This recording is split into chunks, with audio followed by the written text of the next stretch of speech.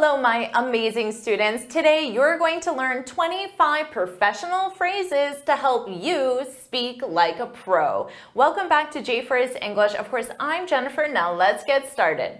Our first phrase, I'm on board with that. This is used when you agree or you want to express your support for a suggestion or an idea. For example, we're on board, we are, the verb to be, we're on board with, that preposition with, we're on board with the new strategy for increasing sales. And don't forget to conjugate that verb to be with your subject and time reference. I'm on board. Next, are we on the same page? This is used to confirm that everyone has the same understanding, opinion, or viewpoint. After our discussion, it seems like we're on the same page. We all have the same opinion, understanding, or viewpoint. And to specify what that something is, you can say regarding the project timeline. Don't worry about taking notes because I summarize everything in a free lesson PDF. You can find the link in the description. Next, it's a win-win situation. This is a situation where all parties benefit, all parties win. I could say subscribing to J for English is a win-win situation. I win by growing my YouTube channel and you win by getting all of these free video lessons to help you become fluent. So put win-win, win-win, put win-win in the comments below. It's a win-win. Our next phrase, I could ask, what are your thoughts on this? This is used to request someone's opinion or feedback. You can identify something specific and say, what are your thoughts on the new marketing strategy? Remember, you can replace the noun, the new marketing strategy, with this if it's obvious. Next, we need to think outside the box. Have you heard this one? To think outside the box. This is to encourage creative thinking, innovative thinking. If you're trying to solve a difficult problem, you might say thinking outside the box is the only way we'll solve this problem. You need innovative, creative solutions. All right, everybody start thinking outside the box. Next, I love this one. Let's circle back to that later. When you circle back to something, it means you stop discussing it now and you suggest that you discuss it later. So you postpone your discussion until later. You could say, we only have 10 minutes left, so let's circle back to this, whatever this is, your discussion about the marketing campaign, thinking outside the box. Let's circle back to this later. Let's postpone it now and discuss it later. Notice the grammar. This is in the imperative. It's often the case because we use this as an instruction or a suggestion. Let's circle back to Dina. Our next phrase, we need to prioritize our tasks. If you prioritize something, it means you organize it based on importance and urgency. So the most important or the most urgent at the top of your list of to-dos because it's prioritized. It's the most important. This is a common situation. We don't have enough time to complete everything, so let's prioritize our tasks. I love this one. Please keep me in the loop. Do you know this one? Native speakers love using it. This is used to request that information or updates be shared as they happen. I could say, I'm taking tomorrow off, but please keep me in the loop on the project. Notice grammatically, this is the imperative because I'm giving you an instruction or a suggestion. You can add please at the beginning or the end of the imperative to sound more polite. Well, good. Keep me in the loop on that. Next, have they ironed out the details? This is used to ask if something has been resolved or clarified. For example, we need to iron out the contract details before the meeting. And notice that pronunciation in the past simple, ironed out, ironed out, ironed out. Phrase 10, I'm all ears. This is used to express your openness and willingness to listen. I could say, if you have any suggestions for improving this YouTube channel, I'm all ears. I'm open and willing to listen to your suggestions, and that is 100% true. So please share your suggestions in the comments. I'm all ears. Next, let's take a step back. This is when you pause to review a situation or decision.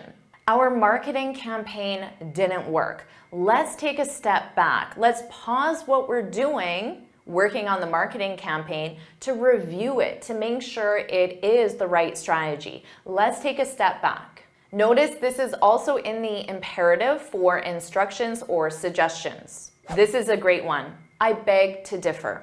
I beg to differ. Use this when you disagree with someone's opinion or statement. Your coworker could say, the marketing campaign didn't work because we didn't think outside the box. You could say, I beg to differ, which means I don't agree. I beg to differ. The campaign was great. It was our execution that failed. I beg to differ. Next, I'll cut to the chase. This is when you say your main point directly, without small talk, without additional details. For example, I'll cut to the chase. You're not getting the promotion. Notice grammatically, the expression is in the future simple. I will cut to the chase. I'll cut to the chase, even though the information you're delivering is now. I'll cut to the chase. You're not getting the promotion. This is a great one. Run it by the team first. This is when you share ideas for feedback and approval. I think it's a great idea, but you should run it by Frank first. You should share it with Frank to get his feedback and approval. And why should you do that? Because our next phrase, Frank calls the shots. This is to say that someone is in charge. They have the authority to make decisions. You should run your idea by Frank because he calls the shots. Notice it's the shots. It's always plural. I call the shots. Our next phrase, the ball's in Frank's court. This is used to say it's someone else's responsibility to make a decision, in this case, Frank. Maybe you're talking to your coworkers and someone asks you, should we hire Jennifer as our English teacher? And you don't want to make that decision. So you can say the ball's in your court to give responsibility for that decision to someone else. Remember to conjugate the verb to be because it's the ball is, the ball is in your court. The ball's in your court. Next, we need to nip this in the bud. This is an important one because it's when you stop a problem at the early stages before it becomes permanent or more serious. Let's say you have a new policy for a dress code, but none of the new employees are following the dress code. So that's the problem, and you want to stop it in the early stages. You want to nip it in the bud. Grammatically, the verb is nip, and to conjugate it, it's nip, nipped, nipped. You need to nip this in the bud. This is a great one. It's not my cup of tea. Do you know this one? This is used to say that you dislike something. Public speaking is not my cup of tea, but it's essential for my career. And remember, there are two correct contractions. It isn't, it's not. You can use either one. They hammered out the agreement. This is used to say that something is finalized. As a question, have you hammered out the terms yet? This is commonly used with agreements, proposals, and contracts. Phrase 20, we're swamped right now. Dr. Kepner, we're swamped. This is to say you're really busy. We've been swamped since Vanessa quit. The expression is to be swamped, so your verb is to be, and then swamped is always in the ed form. Next, we'll take that into consideration. This is to say you'll consider something. You'll consider someone's feedback, suggestion, advice, recommendation. Now, because I'm all ears, you shared a suggestion with me. You said, Jennifer, I think you should upload videos 3 times per day. I could say, thanks for your suggestion. I'll take that into consideration. Next, we need to think long term. This is used to emphasize the importance of considering future implications and considerations. I could say publishing videos 3 times per day would help my students, but I need to think long term. Is that sustainable for me? I'll become very swamped very quickly. Next, sorry, I'm tied up. This means you're busy and therefore unavailable. You could say, I wish I could help you, but I'm tied up. I'm already busy with something else and therefore unavailable. Now you can specify the something and use the preposition with.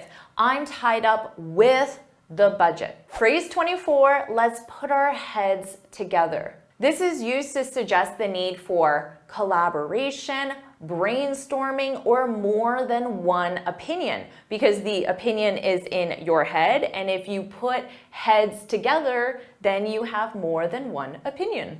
If we put our heads together, I know we can nip this in the bud. And finally, phrase 25, to play devil's advocate.